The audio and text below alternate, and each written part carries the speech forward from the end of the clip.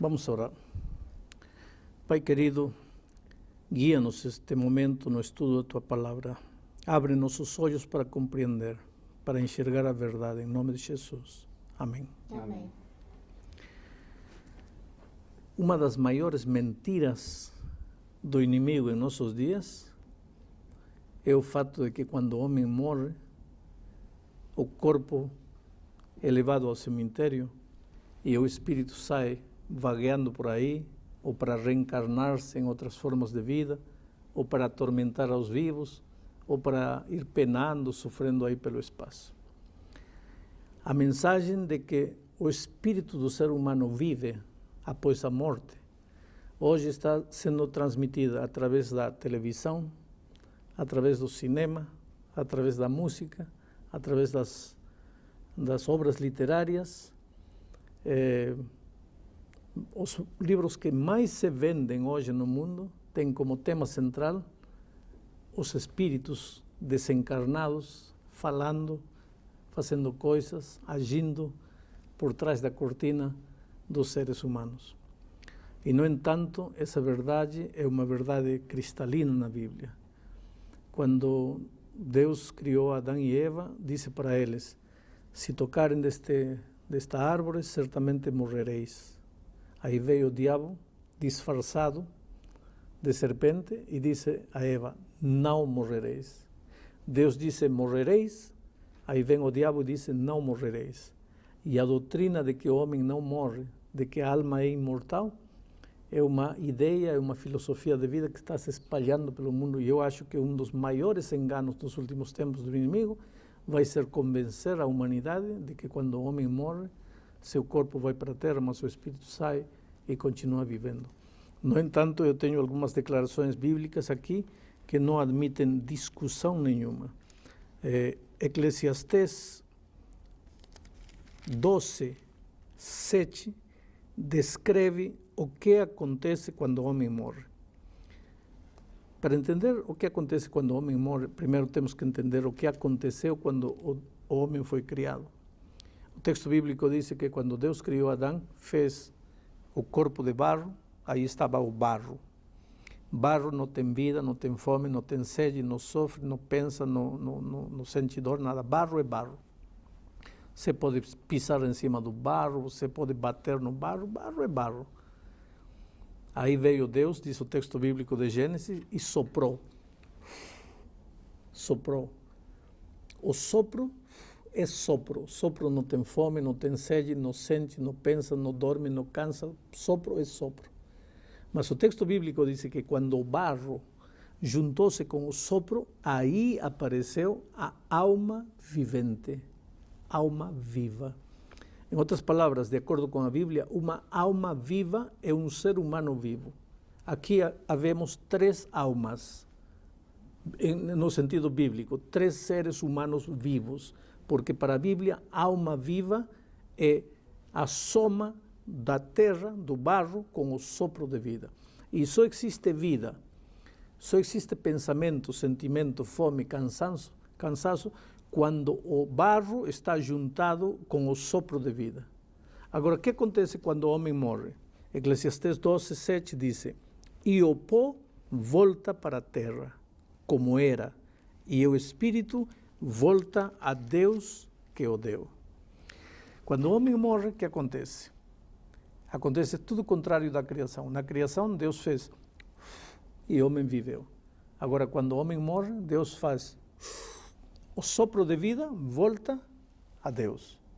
E o corpo, a gente coloca num caixão, leva para o cemitério, 50, 100 anos depois, abre o caixão, vai encontrar só pó. O pó volta ao pó. O sopro de vida volta a Deus. Então, onde está o espírito? Não tem espírito. Mas, coitado, o espírito do meu pai sofre. Não, isso não é bíblico.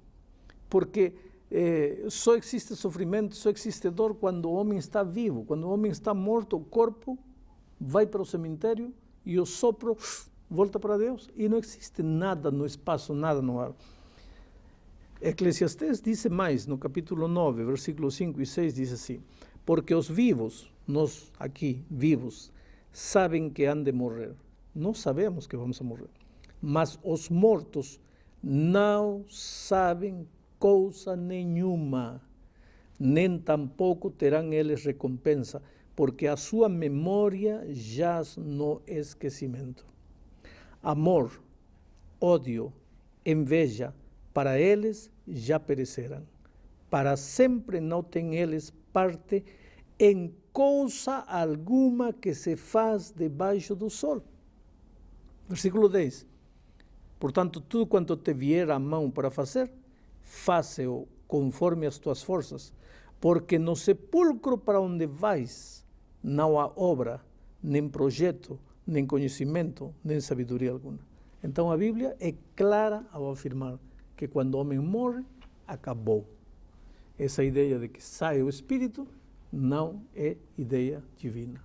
Pastor, como é que eu vou entender então aquelas pessoas que falam assim, olha, meu avô morreu e ele apareceu na minha casa, eu fui numa sessão espírita e ali então apareceu minha mãe, disse o que nós conversamos, falou o que eu gosto, o que eu não gosto. Eu vou achar então que essas pessoas elas estão inventando, elas são mentirosas, elas estão querendo me enganar com isso. Não viram foram nada, não viu nada.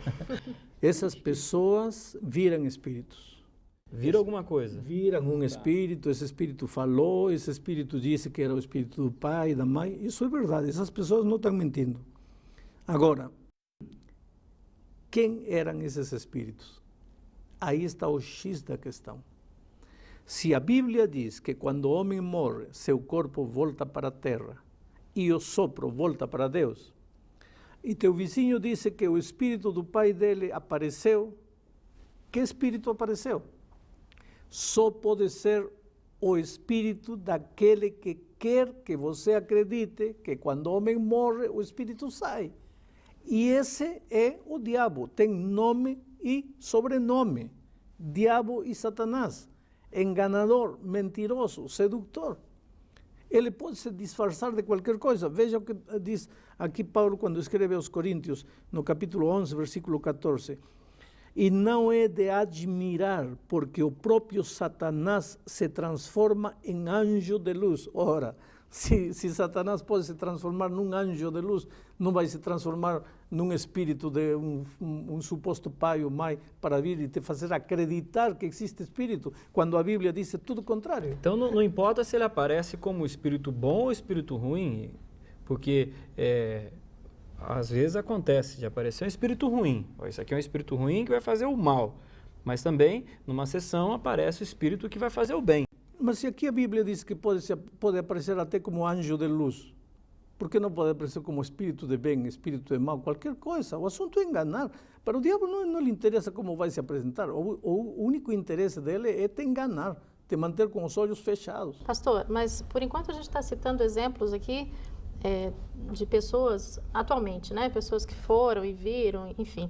Mas na Bíblia eu já li um verso, já li um texto dizendo que um rei de Israel, Israel é o povo de Deus, o rei Saul, quer dizer, através de uma mulher ele conseguiu se comunicar com o profeta Samuel.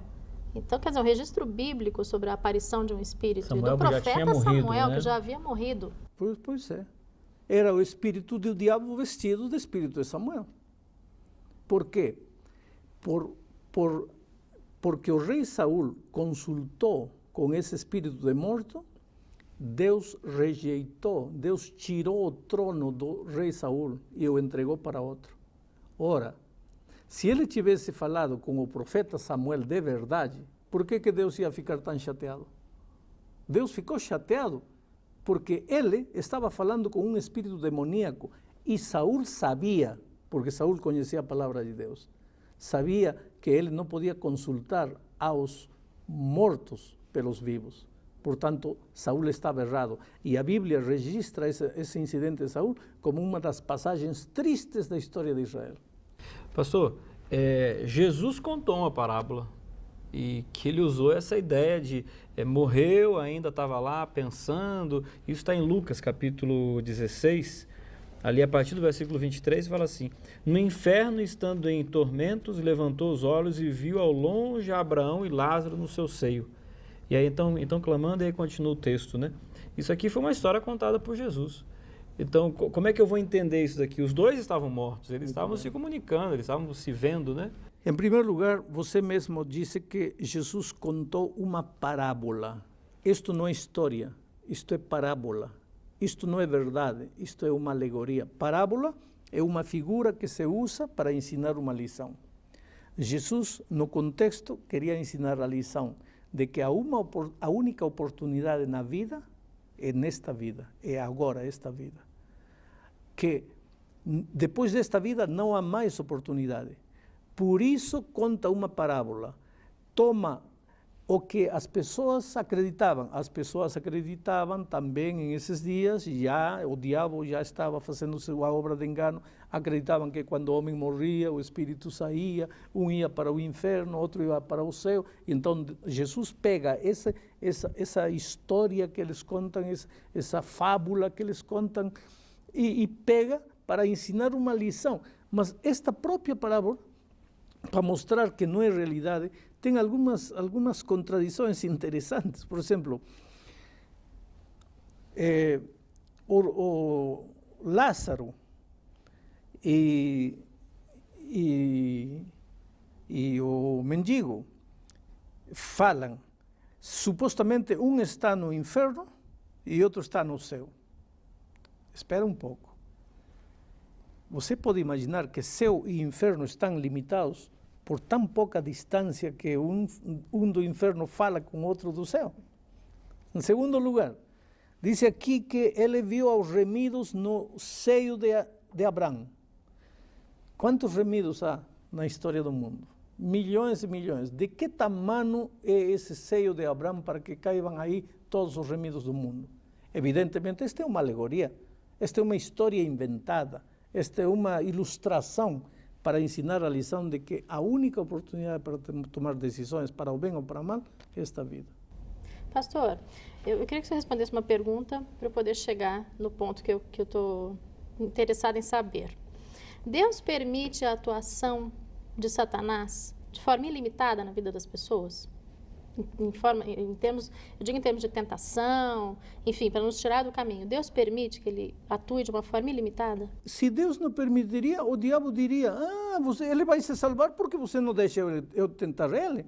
Agora, deixa-me tentar para ver como ele vai te trair. Porque esse assunto é um assunto muito complicado mesmo, porque, veja bem, como o Elmar citou no começo, uma pessoa que acabou de perder o seu pai, a sua mãe, o seu marido, sua esposa, quer dizer, ele vai numa determinada sessão em algum lugar e fala com essa pessoa. A pessoa está emocionalmente totalmente envolvida. Então, é uma tentação grande demais, assim, mas o diabo se aproveita justamente disso para continuar enganando você. Porque a Bíblia é contundente em afirmar, o homem morreu, seu corpo foi para o cemitério e o sopro voltou a Deus, acabou. Até quando? Até o dia da volta de Cristo. Porque quando Cristo voltar, aí sim, ao soar da trombeta, os mortos em Cristo ressuscitarão. Aí sim haverá ressurreição. A Bíblia fala de ressurreição. A Bíblia não fala de espírito vagueando por aí. Pastor, mas mais uma questão, então. O senhor falou que todos vão ressuscitar no dia que Cristo voltar e aí sim que vão para o céu. Mas e como é que fica a história do ladrão na cruz? O ladrão que no seu último momento de vida entregou a vida para Jesus e Jesus respondeu para ele, hoje você vai estar comigo no paraíso. De onde está isso? Vamos procurar.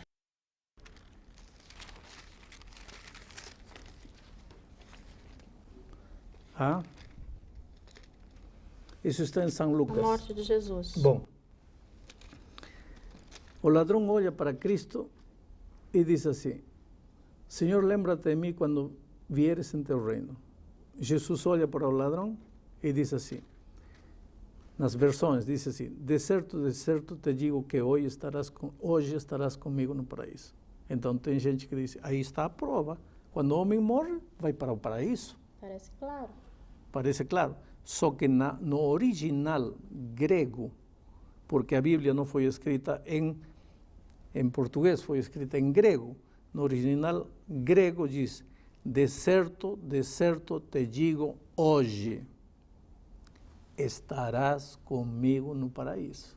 Não diz, de certo te digo que hoje estarás comigo no paraíso. Diz, te digo hoje que estarás. Agora você pode dizer, pastor, está querendo enrolar aí? Não estou querendo enrolar, porque vou te ler aqui um texto de São João, capítulo 20, quando Jesus já estava ressuscitado, já era o terceiro São João dia. ou São Lucas, pastor? São João, agora estou indo a São João. Jesus já tinha ressuscitado já e se apresentou a Maria. E no versículo, Maria quis tocar o Senhor Jesus. E Jesus disse assim, recomendou-lhe Jesus, versículo 17, não me detenhas, porque ainda não subi para meu Pai. No terceiro dia, ainda não tinha subido ao Pai. Então, como é que no dia que morreu já subiu ao Pai, já ia estar com o ladrão no paraíso? Aí está uma evidência de que a tradução está errada.